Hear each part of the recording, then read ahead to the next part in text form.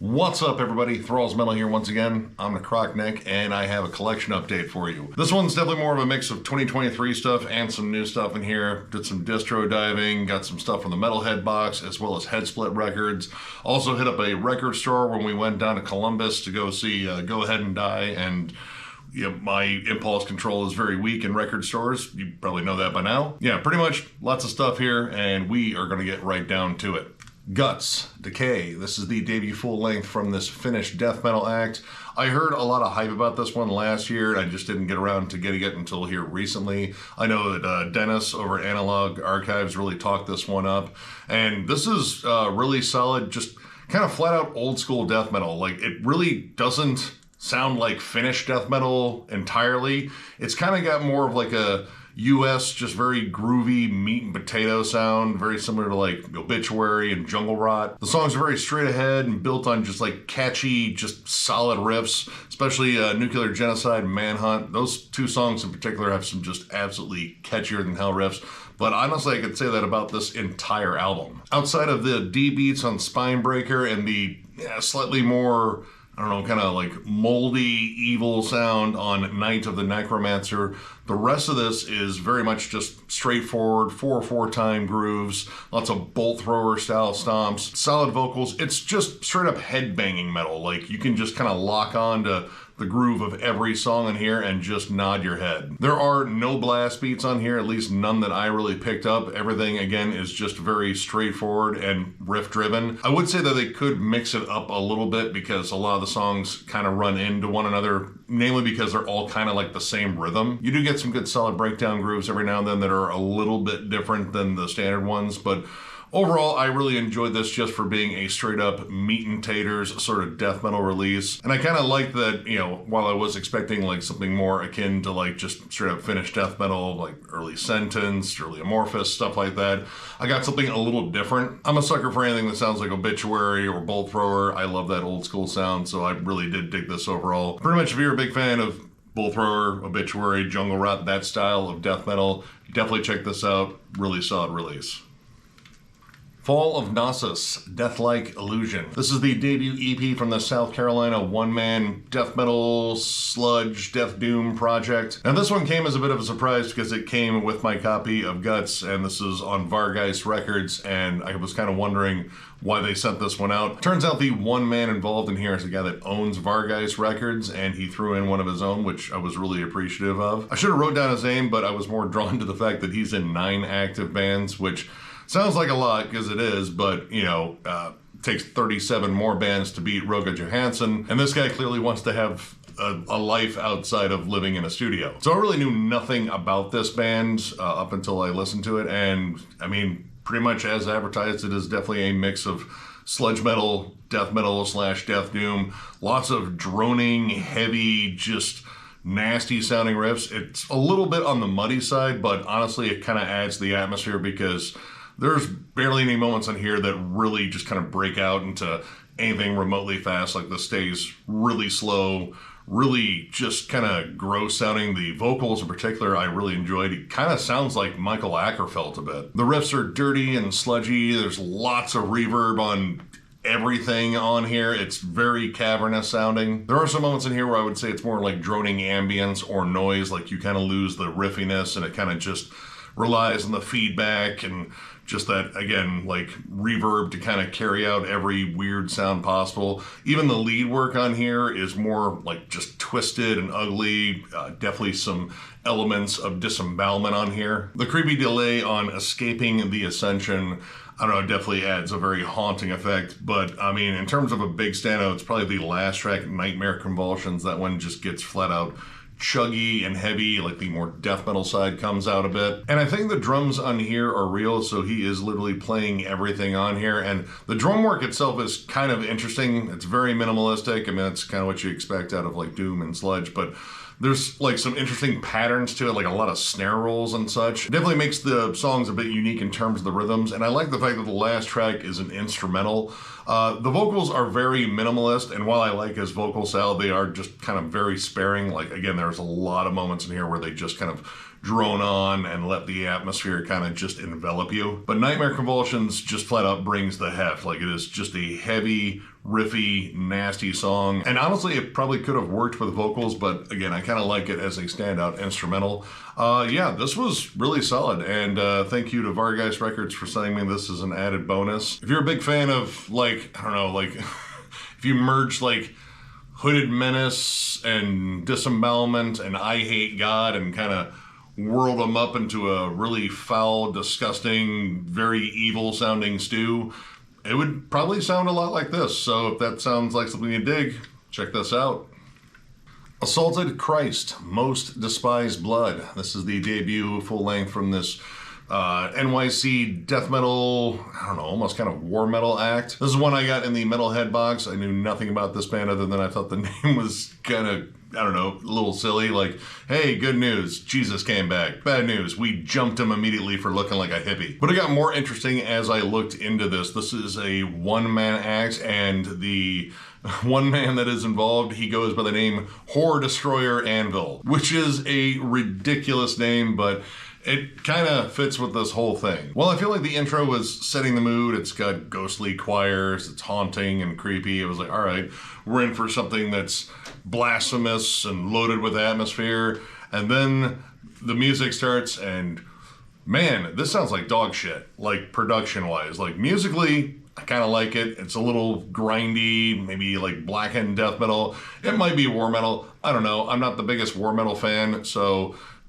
it might not be, but I know that the production sounds absolutely terrible on here. You can barely hear the drums. The guitars are super muddy and kind of just weave their way into the bass. The vocals are really loud in the mix. There are some riffs that I did like that I can pick out, but it's kind of hard to make out the track names because they chose a really dark color to put on top of black.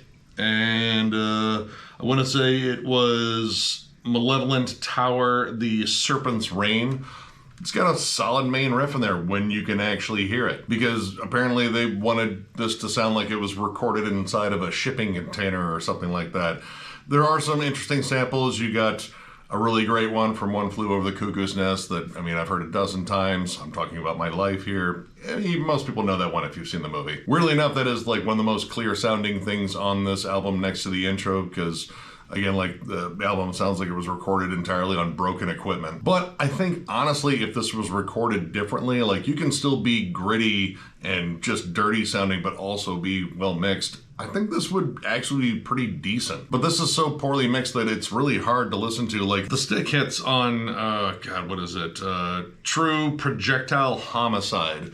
They are so insanely loud, but when it comes down to the drums, like, I can barely hear you over the din of everything else. And what else is really weird is I believe the last track, My Dark Subconscious, I think that's what it says, is what I would assume a demo. And honestly, it sounds better than all the songs on this album in terms of a production standpoint. It's still raw and filthy and gritty, but I can actually make out stuff. So I don't know what necessarily happened here as far as like mixing and mastering this album.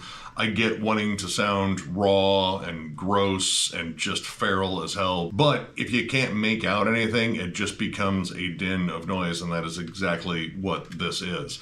Again, I think mixed differently, this would probably be really solid, but I just can't make out anything on here. I guess if you're a big fan of like war metal in general, like I kind of feel like it has that vibe. Check this out. Honestly, I haven't been back to it since the first time I listened to it, and I don't know if I'm going to come back to it very much at all, but still check it out, form your opinions. This might be totally for you, but it's not for me. Bloodrhine. This is their self-titled debut EP. This is a Canadian death thrash act. I guess that's at least what it said on the archives, but upon listening to it, I definitely have, I don't know, like some different takes on it. This actually features the drummer from the band Bison, which I have not thought about that band in a while, and I kind of want to revisit them because I thought they made some really awesome stoner doom. But this is definitely not that, and calling it death thrash, I don't know, like it doesn't necessarily have that vibe. Like this has big kind of HM2 guitars, the vocals kind of alternate between growls and hardcore bellows, and Man, this has like a lot of like crusty D-beat energy to it. I still get elements of thrash, but honestly I don't get a lot of death metal on here, but I get a ton of hardcore, and I really love hardcore, so it's not really an issue there, but I don't know, calling it death thrash feels like it's a little bit misleading. This reminds me a lot of the band Iron Age. Like, it's just kind of like an extra gritty thrash with a big hardcore bite to it, especially on songs like Twice as Dark. Like, I love the machine gun thrash riffs of that,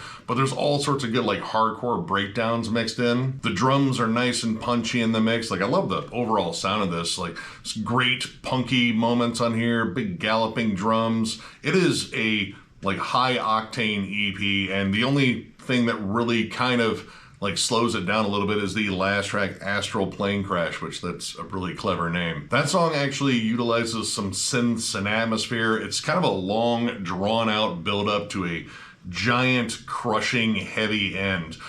Feels almost kind of akin to like a Converge song, but with like just a little bit more kind of like droniness to it. It's a pretty short release that's maybe just a little bit more than 20 minutes long, but across the board, I really dug this. I think it's a solid debut offering, and again, calling it death thrash feels a little bit misleading because it is kind of missing a bit of the death metal side, but what it has in hardcore and crust and thrash makes this a hell of a listen. I just dig the raw, visceral energy. And honestly, if I hear D-beats and HM2 guitars, I'm already kind of sold. If you're a big fan of bands like Black Breath or Black Tusk, or, again, like maybe like a little bit of Converge, maybe All Pigs Must Die, stuff like that, definitely check this out. This is a banger.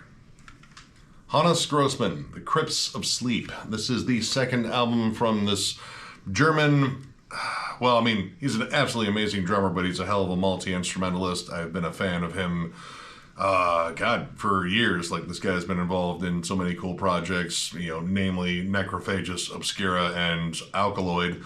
All bands that I absolutely love. We went over his last album, To Where the Light Retreats, and it was absolutely amazing, as if I expected anything less.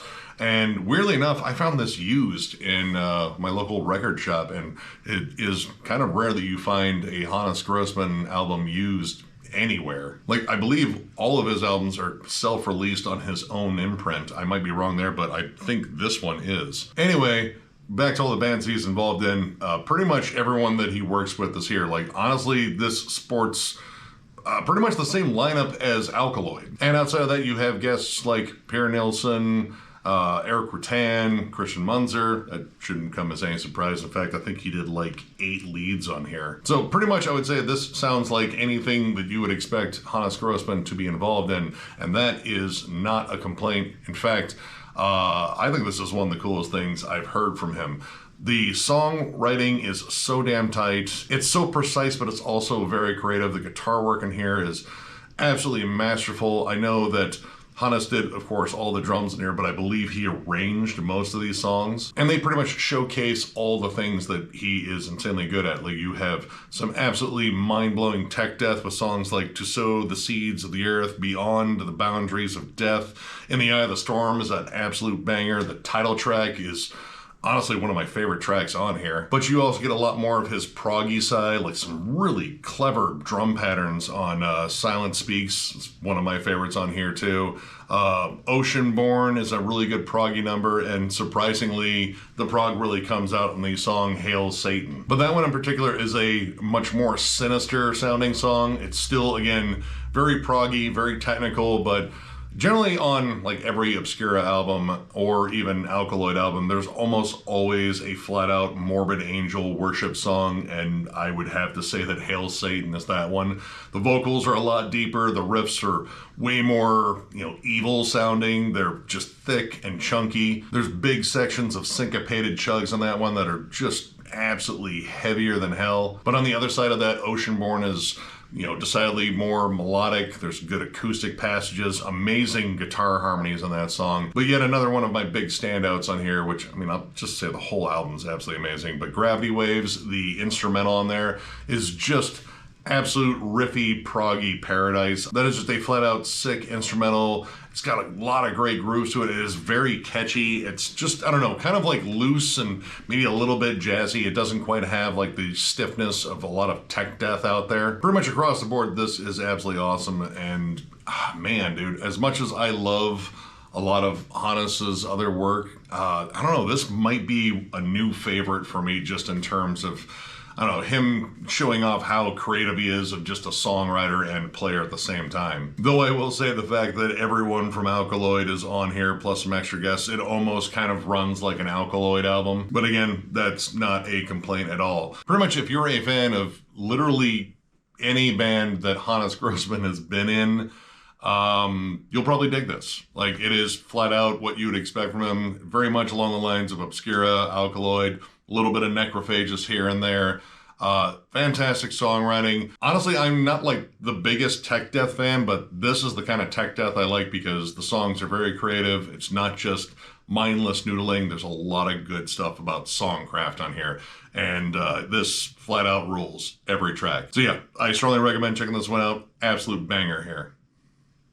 Dissimulator, Lower Form Resonance. This is the debut album from this Canadian technical death thrash, death metal act. I've been hearing a lot of buzz about this band, a lot of Voivod comparisons. I've seen this album pop up so many times in the comments, and I've had it for a while. It just took me a while to get ready to do this collection update, and I'm like super impressed with this. There's a good reason too when you consider the pedigree. This band features current and former members of bands like Catheliast, Beyond Creation, and First Fragment, and yeah, this album is just a blitz of insanely technical, angular, twisting thrash metal, but very progressive, very just kind of like off-kilter, but in that like fun sort of like Voivod way. In fact, that was probably one of the main comparisons that people kept saying. It's like, dude, this is like a death thrash Voivod.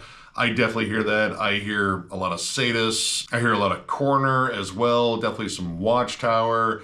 And maybe a little bit of Vector, which, you know, very much a Voivod worship band in a way, too. This album does not waste any time getting to the point, showing off the technical flourishes right away in the opening track, Neural Hack. It kind of does feel like it hacked my brain a bit. The production on it is very 90s sounding. Like, honestly, like, the production on here is kind of comparable in a way to, like, Atheist's Unquestionable Presence. The guitars have, like, that 90s sort of crunch to them. But man, it's the songwriting in here. It is absolutely bonkers at times, but decidedly very catchy. Like, I love their like just turn on a dime transitions, crazy drum work, but they still make it very listenable. There are some good like melodic passages every now and then that have like a Cynic-esque sort of vibe, especially when it comes down to some of the cleaner vocals, which definitely have that like vocoder filter on them. But it's the creativity and the songwriting that I love. Like the weird sliding breakdown on Outer Phase.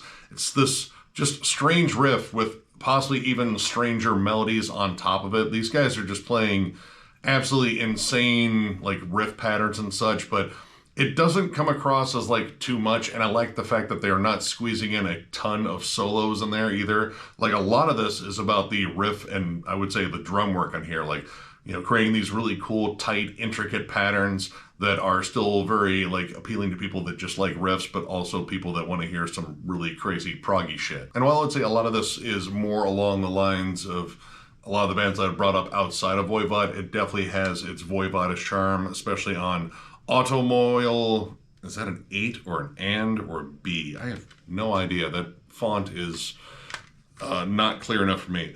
We'll just say and Robotoil.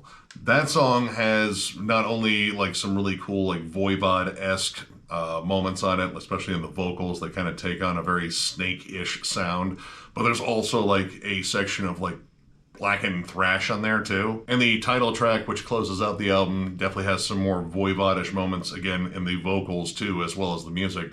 But that song I like because it is almost predominantly instrumental. There are long instrumental sections in between the vocal passages, and yeah, this band is more about like dazzling you with a ton of just intricate, killer, very creative riffs rather than, you know, doing a lot of vocal passages. Like the vocals are well placed on here. They're not too much, they're not too little, but it's the music itself. I absolutely love like just the wild writing on here. Possibly the biggest standout for me on here was Cybermorphism / Mainframe. Cybermorphism, I believe, is the instrumental lead-in to Mainframe, and it is an absolutely killer build, and honestly one of the catchiest songs on the album just in terms of all the melodies on it. I like the fact that as much as people compared this to Voivod, it doesn't entirely sound like Voivod because no band really does, but it's cool how they implemented all these different styles and kind of came up with something that definitely pays homage to a lot of the bands that I would say they're emulating, but it still comes across as like fresh and just kind of invigorating. There really wasn't a moment on here I didn't enjoy. I think it is a absolute flat out banger. I mean, it says 20 bucks spin on it. That's generally a good sign that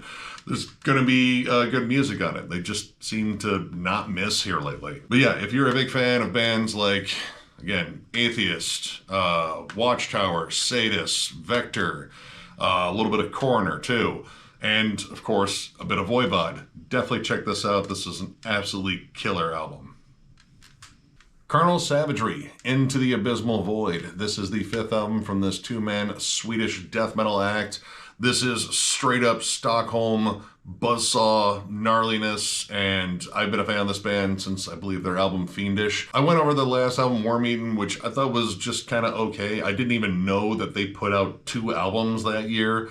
Sent to Death came out like a little bit before Worm-Eaten, and I still have yet to hear that one. So I was slightly apprehensive getting this one, but this one pretty much made up for what I thought the last one was lacking, which honestly was a lot of energy. This is just explosive meat and potatoes, buzzsaw, Swedish death metal, and I love it. Not a surprise there if you've been watching the channel for any extended period of time. This album opens up with a deep breath and then it just goes. Defleshing Bones is a hell of an opening track.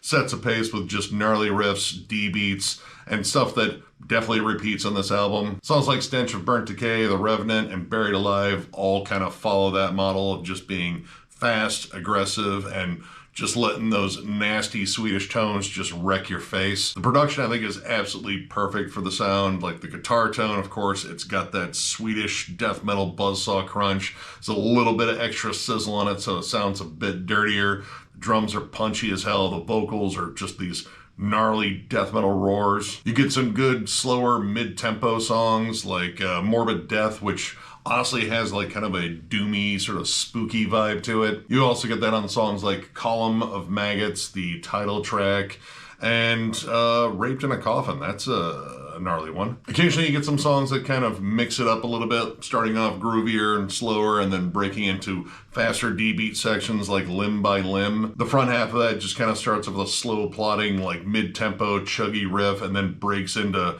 you know, blasts and D-beats and gets like extra vicious. Reek of Decomposing Flesh is another kind of flat out banger of a track, but it slows down to an absolutely savage breakdown at the end of it. The only real complaint I think I have on this is I think that some of these songs are a little too short. Like there's definitely some songs here that I feel like could have been a little bit longer, but at the same time, this album just flows like a freight train mowing down zombie corpses, I guess. I don't know. That sounds like something they would sing about. Pretty much all the complaints that I had about Worm-Eaten, where I felt that it was like a little bit lackluster and kind of like just lacking in energy and was just very like stock for the style. I don't get that on here. This feels energetic, invigorated, just bombastic, and it is flat out fun to listen to. This is just sleek meat and potatoes, Swedish death metal. Not a lot of frills, but it really doesn't need any because it has an HM2 tone that could cut your head off. If you're a big fan of, you know, the usual suspects, Entombed, Dismember, Bloodbath, Grave, stuff like that, definitely check this album out. Pretty much rips from start to finish. Decrepitorum, Foul Examination of Putrefied Remains. I had to read that off the back, and reading stuff off the back is great because I get to look at all these giblets and such. Anyway, this kicks off the stuff that we got from Headsplit Records. They're always kind enough to send us some really cool stuff. This is an Australian death metal act. This is their debut EP, and I have no idea who's in this band. They're completely anonymous, at least as far as the archives go. But I was intrigued by the name, the album cover, and just the again, back portion of this, like, oh, this should be absolutely filthy. And it 100% is. Very sludgy, raw sounding death metal with death doom breaks. It sounds like Carcass and Autopsy got together and just jammed out some songs. Took the nastiest parts of both, like you get the faster, riffier sections that definitely scream a little bit more on the Carcass side, but those big death doom sections that Autopsy is known for are definitely on here. The opening track, the title track, has this absolutely disgusting, swampy, descending riff. It slows down to an absolute crawl, and it sounds like it is just oozing out of your speakers. Medical Malpractice definitely brings on the Carcass. It's the shortest track on here. It's a little bit more, I don't know, up-tempo and just kind of gnarly. Expulsive Cadaver was also a big standout. I love the very ominous tremolos and the punky D beats that kind of come in there. Again, a little bit of Autopsy in there. And they definitely rev up the additional gross atmosphere on the last track, which, believe me, I don't even know how to really say this. Cystosoma hymatobium? Maybe? Probably not. It has a more atmospheric start to it, and by atmosphere, I mean there's a lot of gross sounds like phlegmy gurgles, like it legit sounds like the vocalist is dying or throwing up something horrible. But I like the slow, doomy pace of that. It kind of lets the riffs drone. And honestly, the production here, for what they're going for, is solid. You can still make out everything on it. It's got that nice kind of gritty, muddy vibe to it, but it doesn't sound poorly mixed at all. And when they isolate stuff like the bassy lead out to that last song that I'm not going to say again because I can't, it sounds really good. Even when they decide to do like a weird outro to that song, which sounds like someone peeing into a sewer, I don't know what's going on. There's all sorts of gross dripping noises all over this, but that's kind of part of the aesthetic. And honestly, this thing rules. I loved every track in it. It's groovy, it's riffy as hell. There's some great chuggy riffs on Cranial Pulp. And yeah, the song titles are great too. If you're a big fan of Carcass, Autopsy, maybe like a bit of like early Broken Hope in there too, check this out. This is absolutely rotten. Just good, gory, goopy, gnarly fun, and I look forward to checking out more by this band. Liquid Rot, Gutted. This is the first demo from this Italian death metal act, yet another one that the fine people at Headsplit Records sent us. And this is, once again, some very grimy, dirty, old school death metal. I do like the way this starts off because it starts off with, you know, horror synths and zombie noises, a lot of Fabio Frizzi sort of Fulci movie vibes. It's ominous, it's dark, there are grumbly things skulking around a graveyard, and then you get into just absolutely swampy, cavernous, murky death metal. Now, I will say that this is muddy in not necessarily the best way. There's a lot of bleed through with the bass and the guitar. In fact, there are points where the bass kind of drowns out the guitars. The guitars do have a good tone when you get a chance to hear them isolated, but when the bass comes on, like, it just takes over. Very brutal, raw, primal, groove-laden, kind of similar to bands like Fulci, or, I mean, if you're from my neck of the woods, Dissected, kind of similar to them. Like, it's got its brutal moments, but a lot of just like heavy, gnarly 90s death metal style riffs. It's kind of got a gross, foggy sort of vibe to it, like something lurking just off camera in a horror movie, and then it just pounces out and bites your throat out, like, you know, that sort of vibe. Big standout for me on this one was the last track, Maggot Maniac, not only because the title is great, and I don't know what's going on in the back here, but it looks like a gentleman in a graveyard that's trying to make a tie out of entrails. I don't know. It's kind of hard to make out, but that kind of works with the sound in here because sometimes things are kind of hard to make out because of the production. It's a very meat and potato sound, but that added murk kind of gives it, you know, like an extra gross quality. Not much like to the songs themselves, but there's a good foundation being built here, and this has a sound that has survived since the 90s, so I mean, I'm always down to jam some like grimy old school death metal. And I like the vibe on here and the atmosphere. I think it's really cool. I just think the songs, you know, they might need like a little bit extra to them because they kind of just lay on a particular riff and just kind of really stick to it. And, you know, Not really adding much to the formula at all, which is fine, but like a couple of lead melodies here and there, or like, you know, a different pace breakdown every now and then, you know, might spice it up a bit. All in all, a pretty solid first demo from this band, and yeah, for a first try, I think they're doing pretty well. You know, the whole idea with that first demo is to build a foundation, and I think they got one, and the foundation is definitely got bodies buried under it. So again, if you're like a big fan of like just swampy old school death metal, like Autopsy, albeit like decidedly slower. Early Incantation and Coffination, I think the band kind of sounds similar to them too. Check this out, pretty solid demo. Bodybox, Microwave Weed / Through the Bongfire. This is a comp of the first EP and first demo from this Florida brutal death metal act. I saw them open up for Go Ahead and Die when we were down there for that show, and they put on a killer set. I'd heard of them before, namely because they're on Maggot Stomp Records, and I can't remember if I actually checked out any of their stuff, but I really enjoyed the live performance. Those dudes were absolutely hilarious and also just heavier than hell. Well, I'd say like brutal death metal is kind of the main sound on here. I really feel like this band kind of flirts with hardcore a lot. There's a lot of two-steps on here that kind of give it a hardcore punch. They're big on groove, they're big on slams. The vocals are all very much in that brutal death metal range where it's just kind of a gurgly growl, but it's the humor on here that I absolutely love. Like there's some great samples on here of like, it sounds like Trailer Park Kids cussing out cops. You even have Christopher Walken's quote from Joe Dirt with the soldering iron, which is, I would say, classic Walken, but I mean, almost anything he says is classic Walken. I love the big down-tuned guitar riffs. It's just chuggy and heavy. Honestly, the drum work on here I think is really good. Like, you can definitely tell the dude's playing on a small kit, plus I saw him live, he was playing on a small kit, but there's a lot of cool cymbal accents and really cool grooves on here. The snare doesn't sound like your stereotypical brutal death metal snare, which is nice because I still just can't for the life of me get into that. And all the songs are very short, like I don't even think this comp is like 20 minutes. I think it's really solid. Like, it's just a collection of stank-faced slams and dumb humor, and you know what, I'm generally kind of down for either one of those. The biggest surprise though, and honestly I thought they did a really good job, was the cover of Coal Chamber's Big Truck.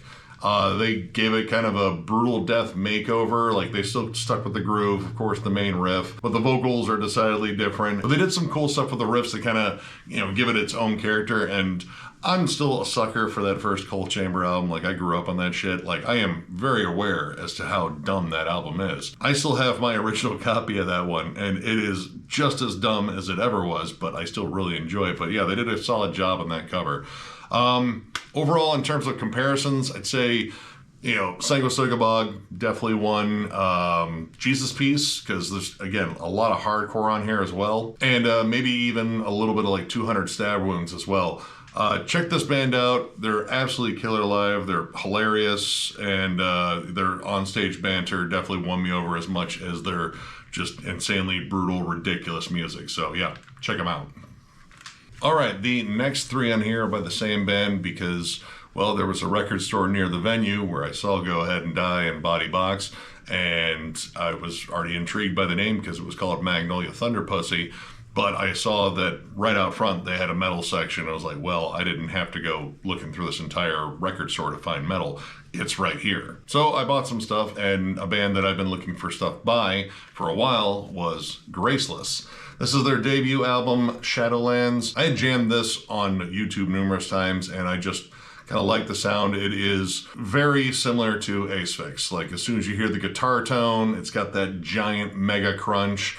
And I would call this band Death Doom, though, I don't know, they kind of lurk in both like the old school death metal camp and the Death Doom camp. Like, there are definitely big Death Doom moments on here. Sumerian Flames is a very Black Sabbath sort of opening to it. Like, you can definitely hear the doom metal riffs kind of overtake, you know, the death metal side for a bit. We Will Be Gods is definitely a little bit more of a brooding track, as well as what would have been the last track on here if this wasn't a special edition reissue.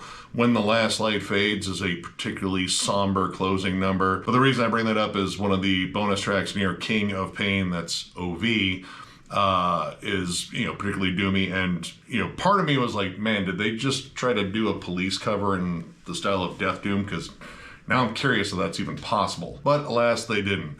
But I will say that When the Last Light Fades is definitely one of the most melodic offerings on here and kind of a standout track because of those melodies. Because a lot of this kind of just sticks to a very meat potatoes formula. Find that riff, lock on it, groove it up. There's definitely a lot of like that bolt thrower groove all over here. And while this is definitely comparable to Asphyx, I wouldn't say it is vocally comparable. It's like more of just a straightforward death metal roar. It doesn't have that full-on Van Drunen effect where it sounds like he's, you know, gasping out his final death rattles. But I think it's a pretty solid debut. It's got solid riffs, the tone on it, I think with that big mega crunch behind it kind of gives the riffs extra weight, even though they aren't like the most flashy, but all in all, pretty solid album. So then I got their second album, which is called Where the Vultures Know Your Name, which was interesting because the first thing I thought of was like, that's really close to Rivers of Nile, but I mean, stylistically, they could not be more different. And this is also a reissue with 2 bonus tracks. And this one, I really feel like they started to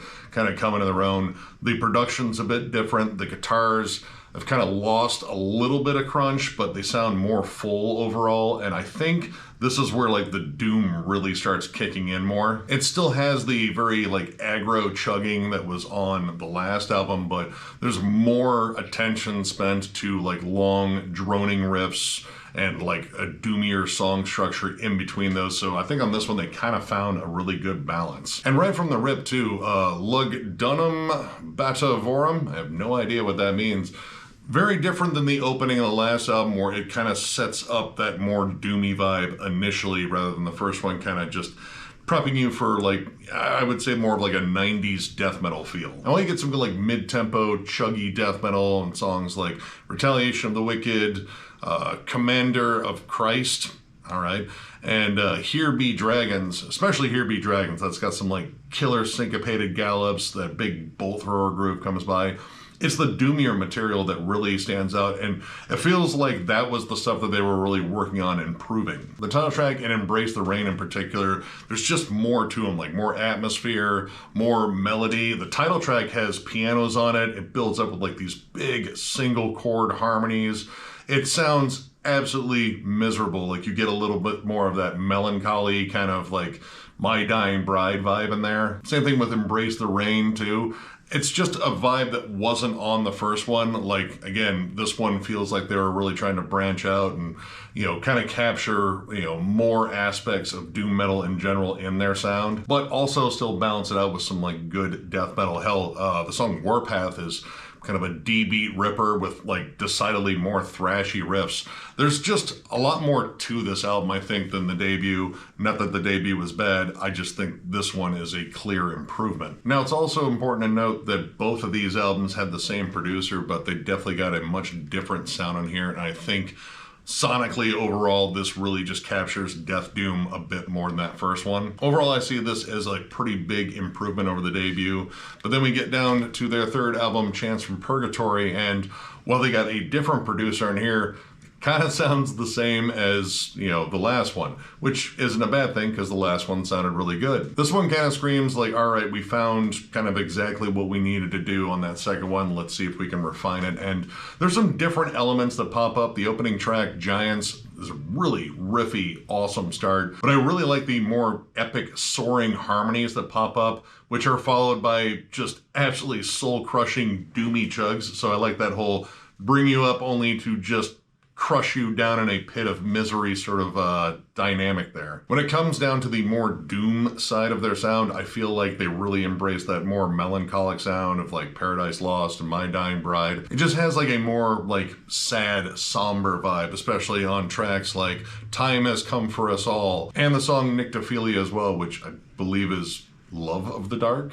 I don't know, maybe. Anyway, there's a lot more melody to the songs overall, and again, it creates this, you know, very somber, dirgy vibe. But honestly, this also features some of their heaviest, most vicious material. Blood of the Brave is way more aggressive, and honestly, the 2 bonus tracks are some of the heaviest songs I think I've heard from this band yet. Apostate, Sacrifice, and Blood is almost just full-bore death metal. Like, there's really no doom aspects. The riffs are more machine gun-like, and it is just flat out brutal. Same thing with Malignant Seed as well, so I can kind of see why those were bonus tracks because they didn't fit the overall vibe. I think they wanted to get something a little bit more along the lines of that melancholy doom that they had before, but overall I enjoyed all three of these, but honestly, I think it's these last two that really stood out to me. I really like the second one a lot, but this one's also a banger. But across the board, I like everything that Graceless has put out so far. And I believe this was 2022 when this one came out. So hopefully there's an album on the horizon because I would gladly check it out. Again, if you're a big fan of Asphyx, of course, but also I would say like Hooded Menace, definitely, again, My Dying Bride and Paradise Lost and their more doom-laden moments, especially on the last two. But there's also a ton of like just old school death metal appeal to it too. So yeah, just check out this band in general. Solid stuff.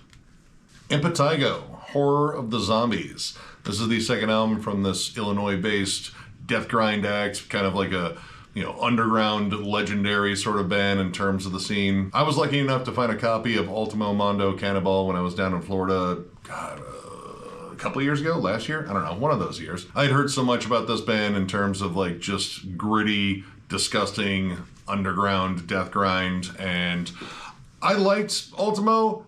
It was all right. This one I see as just much better across the board. I think the production, while it is still very raw and disgusting, is a lot better. And I just think the songs are flat out better. It's gritty, rotten, very punky death grind.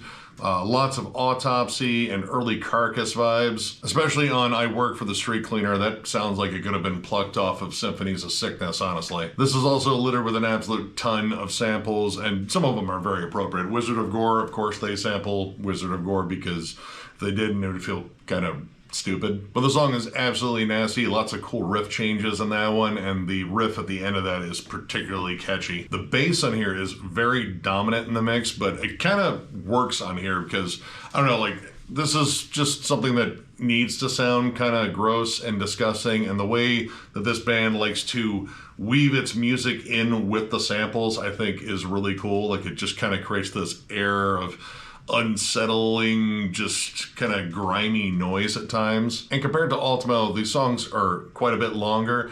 That is, partially due to the fact that they are a little bit more ornate in terms of like the riffs and such, but that's also due to the fact that their samples do run pretty long in here. Like, kind of took the Mortician formula where the song is 1/3 a movie sample and then 2/3 the heaviest thing you've ever heard. And while I liked pretty much every track in here, I would say like Cannibal Lust was kind of a standout for the wrong reason, where I feel like it's just atmosphere. It's like got this long tribal build up and it kind of just hangs on way too long, and maybe trying to let the atmosphere do the work for it, but that song kind of just felt like a filler one to me. But my big appeal to this is it's just flat out gory fun, and there's like a self-aware silliness to it. I mean, look at the band photo on the back. They know what they're about. And I mean, the song titles are pretty fun too.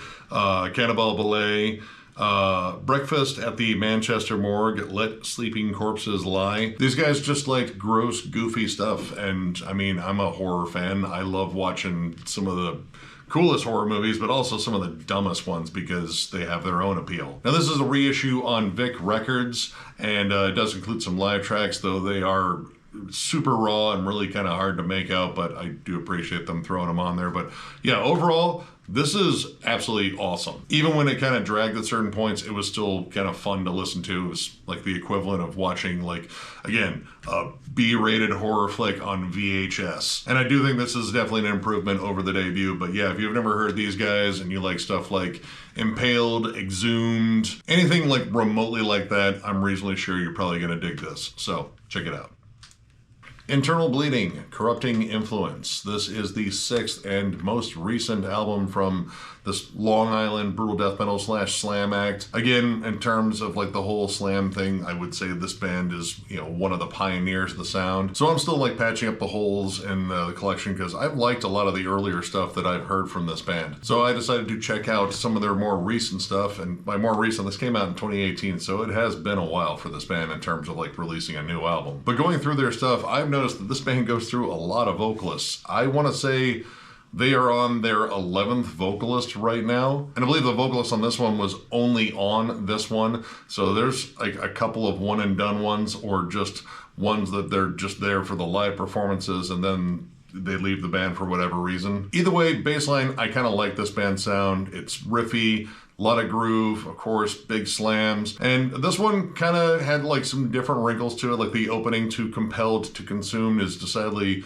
more melodic than what I'm used to from this band. I also like the really sludgy start to Fatal Dependency. Like that's, again, something that is a little bit more out of character for the band in terms of their style. But a lot of this, it kind of feels like they just stayed in their lane a bit too much. There's a lot of like kind of rinse and repeat riffs, and even the slam breakdowns kind of lack like the distinction from one another. It gets to the point where a lot of these riffs and slams can feel a bit interchangeable. Like if you spliced out this slam riff and put it in this song and moved the other one to the other song, I don't know if it would have like that much of an impact. It's honestly when they get outside of kind of the routine where the songs start to stand out. Like the doomy breakdown on Unreality, I like that one. It's a completely different sort of vibe for the band. It kind of conjures up a more sinister sort of atmosphere and, you know, kind of just steps away from like, you know, just the chug-a-thon that this album is. I also like Jason Netherton's guest appearance on Final Justice, like his vocal kind of switch up changes things up a little bit. That's like kind of the main thing on here is when it slightly changes the formula, it becomes way more interesting. But for the most part, this really sticks rigidly to the formula that they have pretty much laid out for years and have arguably done better in the past. Like this really doesn't offer anything, you know, relatively new. I mean, you know, the production's a little bit cleaner. It doesn't kind of have that 90s grittiness, but there's a bit of that 90s grittiness that I really kind of missed just because, I don't know, it felt more, I don't know, organic, I guess. I don't know, this one just really didn't do much for me. And again, I really like a lot of the earlier stuff in particular, but yeah, I mean, in terms of like collecting Internal Bleeding stuff, I wouldn't say that this one is like a big necessary one, but I mean, if you like the sound, if you're a big Suffocation fan or like Baphomet and stuff like that, I'd still say check it out, form your own opinions. I just think this band's done better in the past, and I would definitely recommend like their early releases, like those first 3 albums I think are really solid, but this one, I don't know, it's kind of okay, and that's about it. But yeah, still check it out, form your own opinions, who knows, you might really dig it. The Obsessed, Lunar Womb. This is the second album from this Maryland-based doom metal, stoner metal, I don't know, it's a wino project, and if you've been listening to any number of wino projects, you already kind of know what it sounds like just by me saying that. Now, this was the only one that I was missing outside of the new one, which I have a copy of the new one now, so I'm not missing any of the Obsessed stuff now, which is awesome. And honestly, this is the one I was pursuing the most because often this is cited as their best album, and I don't know, I might agree on that one. Like, this does everything that I want from the Obsessed. You get big, doomy riffs, kind of bluesy hooks peppered in there, a great sense of melody, and just how Wino likes to sort of like weave his way between like stoner metal, classic rock, and doom metal. And how he does that, I think, is remarkable because there really isn't like a tremendous amount to the music in terms of like technical flair or anything like that. It's just his riff writing and songwriting, and I think the dude's just absolutely awesome. Me personally, I love it when he gets like extra stony, and you get that on the title track with its really cool like spacey effects. Same with Kachina as well. But I also like the more sinister doomy riffs you get on Hiding Mask or Jaded. But the more up-tempo cuts in here I think are really interesting too, especially Bardo. Bardo has like thrash metal riffs on there, and thrash really isn't something that I necessarily expected from Wino because, again, he's Wino. He's like the stoner doom guy. But that song is like just really aggressive, and I don't know, it's just got like a totally different vibe to it. But the big standout for me is the instrumental Spew. That is just pure riffy fun. Like just great guitar work across the board, fun galloping drums. It's just a flat out catchy song. Now, if I were to make a bit of a complaint on this, and you know, I find a reason to bitch about everything, I do think that some of the songs could have been longer. Like the title track especially, I feel like that song could have been drawn out into like an almost like Spirit Caravan sort of jam. Like, yeah, man, you can take these riffs and you know, these melodies for a walk and kind of build on them. But, you know, I feel like a lot of the songs kind of get condensed into that 3 to 4 minute formula, especially since the title track alone has this really cool instrumental lead in. Like, it builds in grand fashion, and you kind of hope that it kind of leads out in the same fashion, but it really doesn't. And then there's the short instrumental close to it, which is really cool, but it's very short and it feels like it's a bit tacked on. I made the same complaint about the last album, where it had this awesome riff that came in this last track, but then it just kind of cuts off before it even hits the 2 minute mark. I guess that's just an obsessed thing, but again, like when you hear something really awesome, you kind of hope it continues, and you know, they build it up a little bit. But outside of that, I dig this. This is an absolutely killer album. I kind of knew it would be. This is also the 2019 reissue from High Roller Records. They did a great job remastering it. Sounds fantastic. If you're a big Stoner Doom fan, and if you like kind of any one of Wino's projects, there's a good chance you're probably going to love this one too. I strongly recommend checking this out. And then if this is your first Obsessed album, just honestly go get the rest of them. They're all really good. All right, we got a couple here from Wombbath. We have Internal Caustic Torments, their debut from 1993, and their very long-awaited follow-up, Downfall Rising, from 2015. I saw these both in the metal section at the record store that I went to. I have been meaning to get this one in particular for a while. This is the Pulverized Records reissue, which also includes their early demos. So I was stoked to see this, and then right behind it was this one. I was like, well, I don't have that one, and that's enough reason for me, because for the most part, I really enjoy what Wombbath puts out. I really love their last album, but honestly, this is like the gem right here. This is just an absolutely amazing, kinda one and done Swedish death metal album, because this came out in 1993, comes out blazing too. And by 1993, a lot of the Swedish death metal bands like Entombed and Dismember were kind of starting to do that whole death and roll thing. So it was kind of short-lived, because the next offering after this, I believe, was an EP that was more death and roll, and then the band broke up in 1995. Either way, I jammed this one on YouTube years ago. I was like, man, that is absolutely killer, and kind of different from a lot of the other, you know, Stockholm bands, because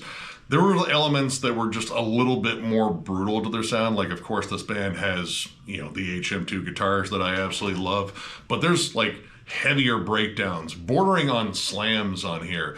And some of the riff structure doesn't necessarily scream, you know, Stockholm. There's more of that sort of like thrashy based US death metal. Like, this is kind of like a perfect little spot in between, I would say, like a band like Dismember and Seance, where Seance definitely pulled more influence from US death metal. Just such a beast of an album. Lots of groove, riffs everywhere. Like, this album is just flat out loaded with killer riffs. I love the vocals as well. He's got a great death metal roar. There is a bit of a change on Performed in Death, where the vocals kind of sound more like Barney, like he's kind of got that Barney roar, but for the most part, he's just got this solid death metal growl that's just absolutely awesome. Several Shapes is a big standout for me. It's kind of a meeting between Entombed and, I would say, Morbid Angel. In fact, I would say there's some Morbid Angel slime that lurks on those riffs. Conceal Interior Torments is a big standout for me. I love the just heavy triplet chugs on there, but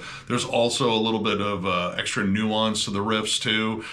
Kind of a little bit deathish in spots. Yeah, overall, this album is just flat out awesome, start to finish. That also includes the demos that are on there. Most of the demos in here, I think, are really solid.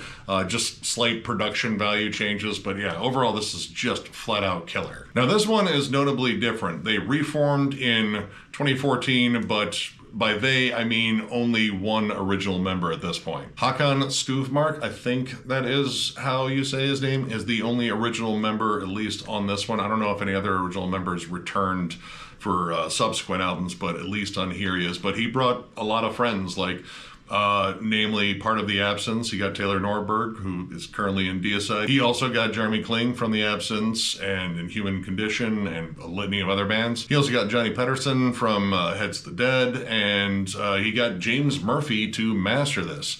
And the overall results are a bit uneven. The vocalists change often on here. You have some vocals that are done by Jeremy Kling, you have some done by some other guest singers on here, so there's a weird unevenness to it. Production-wise, it sounds really solid. It's got more of a straight-up traditional HM2 snarl to it. Like, this sounds more akin to what you would hear with like classic HM2 bands. Like this one, it definitely is there, but in terms of like the riff work, I feel like they peeled off a little bit of that sizzle just so the riffs could sound more intricate. And I think having all the additional people in there, it works in one way and doesn't in another. Where it does work, you do get a lot of like cool dynamics in terms of like stuff you didn't hear before on this one. Underneath the Rotten Soil starts off with just a slow, sludgy, bendy, doomy riff, and I didn't hear a lot of that on this one, but then it inevitably just launches into a full-scale assault of like blast beats and just D beats and such. The multiple vocalists work for the most part because they all kind of sound a bit similar,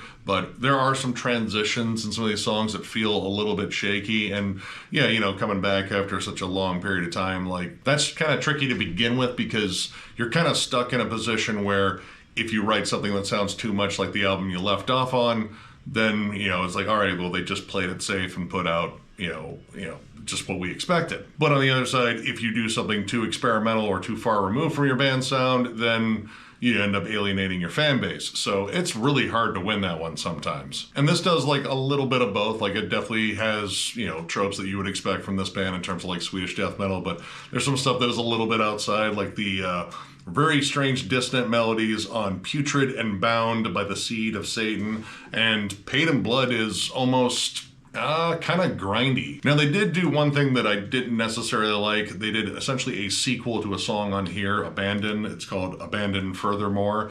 And it's kind of the same song, which the song itself is kind of like a weird interlude track. Like it's still musical. It's sort of a moody, dark, kind of doomy piece, but it kind of feels a bit unnecessary in here. And honestly, like it's not a big standout on this one. But overall, I enjoyed both. But I mean, the clear winner is this one. This album is absolutely amazing. If you have not heard this one, this is kind of like an underrated gem in the entire like, you know, Swedish death metal scene. But this one's good too. It's just a little bit uneven. And I think their most recent album is kind of just like recaptured the vibe of this one a bit, albeit with like a little bit more of a polished bloodbath sound to it. Either way, recommend checking them out both. This is the one to definitely hunt down, but if you find this one too, you're still doing good. So yeah, check them out.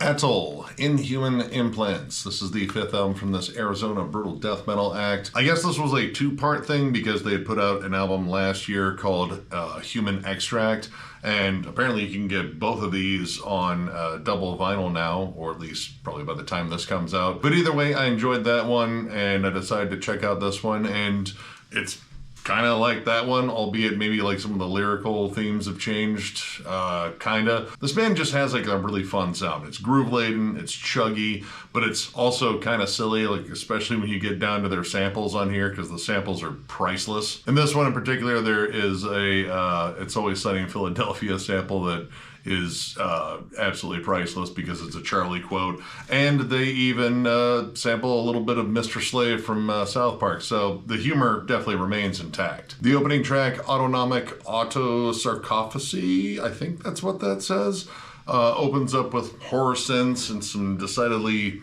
moist noises, and then pretty much just takes off. The band really hasn't changed much in their formula. I think the production here is probably about the same as the last one. It chugs, it grooves. There are massive slams and breakdowns in every track. Vomit Altar, I think, is a big standout in particular. Like that opening breakdown is just sicker than hell. The song Missionary Opposition, again, I said humor still intact. That's got some killer syncopated like triplet chugs to it. And the song Gay for God, which is where Charlie and Mr. Slave have their little samples, and they're perfect for it. Absolutely perfect for it. Super groovy, real chuggy, pretty catchy too. You get some slightly more like technical moments on Sexual Aggressor. There's even like a cool, almost kind of like Primus like little funk bass noodle at the end that I thought was cool. The only thing I didn't like, and it was kind of a thing I didn't like on the last one, is there is an interlude or kind of like that, you know, side B flip if you're doing the vinyl bomb track, which You know, it doesn't do much. Like, it's samples and like some drum loops. It's more atmospheric, but it's just kind of there. But outside of that, I think this band did a solid job on this one. Maybe a little bit better than the last one. I don't know. Like, they're kind of on equal footing. And it kind of sounds like they probably recorded them around the same time. Like, you know, the production's pretty much spot on with the last one. And I feel like the themes are, you know, kind of two sides of the same coin, at least when they're being more serious, which there are some serious moments on here, I'm sure. I just, you know, I don't know if they show up as often as the, you know, hilarious dark humor moments. Pretty much if you're a fan of just like brutal, heavy, chuggy, you know, brutal death metal, kind of the vein of like Aborted if they were playing a lot slower, like there's not a tremendous amount of blasts on here, or, you know, just stuff that just relies on that big syncopated heavy chug and you like slam riffs like all the time. Check this out, pretty solid. Say at least on par with the last one, and again, you can get them both on a double vinyl now if you just want to get both in one package. But either way, check them out. Pretty solid band. Dustbolt, Sound and Fury. This is the 5th album from this German thrash metal act, I guess. Well, they were at least. I've been dreading getting to this one because this was not a great listen. And, you know, generally I'm all for dumb fun, and I mean, I think that's what the cover was trying to illustrate here. I think it definitely captured the dumb. Now, I love the first 3 albums from this band. I think they're just solid thrash, just full tilt, super aggressive, riffy as hell. And then on their 4th album, Trapped in Chaos, I feel like they tipped their hand a little bit in terms of wanting to change their sound. It didn't have all the thrashy fury as the first 3, and they were definitely doing some more stuff with clean vocals. I want to say there was even like kind of a ballad on there. Really didn't grab me, and honestly, I think that was on like maybe my first collection update ever. Well, on this one, they fully committed to doing something different. Like, it still has like a couple of thrashy moments, but a lot of this is kind of groove metal, and it's just kind of dumb and uneven. The song Witness has like a kind of prong-like groove to it. Like, there's some pretty decent riffs, but when you throw the vocals on top of it, it just sounds like a heavier Bullet for My Valentine song. There's just like a lot of like very generic 90s groove metal, but it's mixed up with a lot of different stuff. Like the song I Am the One, it sounds like a heavier Def Leppard song, and not like the cool Def Leppard from like, you know, the first album all the way to Pyromania, like the Def Leppard that everyone legit got sick of. Love and Reality and Feel the Storm are, I don't know, just kind of like stock songs with really bland lyrics, but they're not even like the worst offenders on here. Disco Infection might be my least favorite track on here. There is a disco section, which I probably should have expected that. But man, that song reminds me of, you know, 2 or 3 Offspring singles. Like, it has Pretty Fly for a White Guy vibes to it, and that is definitely not what I ordered. Like, there is a little bit of thrash in here. I would probably say New Flame. Like, that's probably the most thrashy song, but it devolves quickly, like, once the chorus and the vocals start doing their clean thing, which again isn't good. You Make Me Feel Nothing had potential. Like, it's got some creative riffs on it, but it's kind of aimless. And that is kind of a thing with this album is, all right, they don't want to be thrash anymore. Fine, that's fine. Do you have a direction in mind? And honestly, I don't know if they did, because this is just so all over the place. It doesn't feel very uniform, and it feels like they're testing the waters to see what actually works and who likes what on this. And it just feels like a weird experiment to find a new sound. And yeah, I am not much of a fan. Surprisingly, the only song that I actually liked, like throughout, was the last track, Little Stone, which is more of a ballad, but honestly, it's a really well-written ballad. But the rest of this is just really uneven, really tonally kind of all over the place. Like, it's goofy, it's trying to be clever, but it kind of comes across as like really dumb. The fact that this band put out like 3 quality bangers and one that was a bit uneven, you know, and now are just doing this, like this This is like the big missteps from like Sodom and Creator and Destruction in terms of German thrash metal. Like, it's like least successful human cannonball bad. So yeah, I am not a fan of this. This is easily my least favorite album by the band, and I'm hoping this experiment is over with this one, but I don't know, who knows? This might end up being the album that breaks them out. Hey, I'm glad you guys did something different, but different doesn't always equal good. If you're a fan of, oh God, I'm trying to think. Bullet for My Valentine. I don't know. It's just sort of like a sampler of like groove metal, metalcore, pop, rock-ish stuff.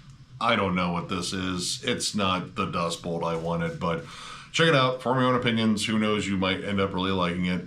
This is definitely not for me, and done talking about it. And finally, we have Banished, Deliver Me Unto Death. This is the lone full-length from this New York-based death metal act. Came out in 1994, and this band has an interesting history because this is essentially Baphomet with just a different name. The band just ended up changing their name because I guess there was another Baphomet and they wanted to avoid confusion or a lawsuit, so they changed their name to Banished.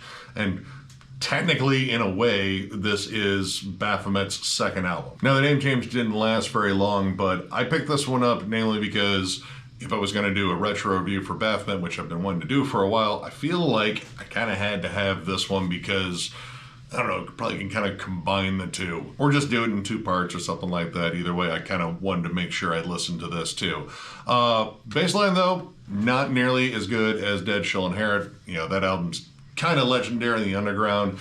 But this was, I don't know, maybe more of a product of 1994 in terms of like, you know, death metal becoming more groovy. And, you know, at that point, death metal's big run was already starting to wane. So a lot of these bands were changing their sound to be maybe slightly more accessible. And while I would say this is still very raw, very riffy, and not trying to flirt with groove metal too much, it is notably different. And honestly, it doesn't sound nearly as good as Dead Shall Inherit. It's a bit muddier overall, and with the more kind of groove-laden sound that's on here, it definitely has more of an obituary feel, which isn't a bad thing, but I like the vocals better on Dead Shall Inherit versus this. Like, they kind of went from like a death metal growl to more of like a roar on here. Like, you know, definitely trying to sound more clear, I think, overall on this one. I feel like the drums and the bass are really thin in here, especially when the drums decide to do blast beats, which blast beats aren't like a huge thing on here, but they do show up. And unfortunately, when they do, like, the snare can get completely lost in there. I also feel like a lot of the stronger songs are probably towards the back half. Valley of the Dead, Altered Minds, and Scars are big standouts for me. The thrashier blast beat sections on Anointing of the Sick and Enter the Confines are really solid too. Like, I really like the riff work on there, but it kind of gets off to a slow start. And I mean, honestly, like, you know, for a while it just kind of felt a little dull overall. Like, you know, a lot of this stuff felt like kind of like recycled 90s death metal tropes. Like, they're not bad riffs, but they're riffs you feel like you've heard before. There's also some weird atmospheric choices on here that I don't think necessarily fit. And I don't know what's going on with the art. Like, the art I think is cool in terms of it being drawn, but I have no idea what's going on. Like, demon lady with the ponytails pouring. I mean, well, it's black and white. It could be anything. Could be blood. Could be other bodily fluids. And then you got some bondage sisters over there, and for whatever reason, plant with a skull's face coming out of it. Like, I don't know what's going on here, but I mean, overall, I think it's drawn well, and I kind of like that comic book sort of art look. But yeah, like, if I was to compare this to Baphomet, Baphomet's kind of the clear winner, but I don't think this is necessarily bad. It's just less inspired than Baphomet was. Overall, I mean, if you like 90s death metal and you like it with a little bit more groove, like, think Broken Hope's Loathing, except not as good. Definitely some elements of Obituary and, you know, like some thrashier moments too. Overall, it's pretty decent, but again, not quite on the level of Dead Shall Inherit. Again, kind of lofty goals there, but overall, this is pretty solid. Like I said, if you like death metal in general, you'll probably find some stuff in it you like, so check it out. All right, and that does it for this one. I got about a half a stack going for the next one. Also working on another States of Metal, and eventually going to do a follow-up to the Heavy But Not Metal, or Is It video, because that was pretty damn popular and it got a lot of good conversation going, and I'm looking forward to doing that one. I got a long list of bands that I could go over and a long list of suggestions in the comments for bands that admittedly I have not listened to before. So yeah, plenty of stuff that I'm working on here, but if you enjoyed this video, of course, give it a thumbs up, and if you are new to the channel, subscribe, because we do stuff like this all the time. We are also on Patreon. If you'd like to help us out there, there's a link down below at thrallsmetal.com. Our Patreon link is there. It is also on our channel on the banner in the bottom right-hand corner. But if you're looking for Thralls Metal stuff, you have to go to thrallsmetal.com. We have new shirts. We have old shirts that are discounted, provided we have your size. We even have hats too. So if you're looking for any of that stuff, click the link down below. And of course, thank you guys so much for liking, subscribing, following, sharing, commenting, all that stuff. It has been absolutely amazing doing this. I know I say kind of the same stuff every time I thank you guys, but I mean it. This has been, again, one of the coolest things I think I've done in my life, which makes my life sound way more sad than it might actually be. But regardless, I am appreciative of all the support we got, and we have a ton of stuff planned for you in the future. So one more big thank you, because you guys are awesome, and we will catch you later.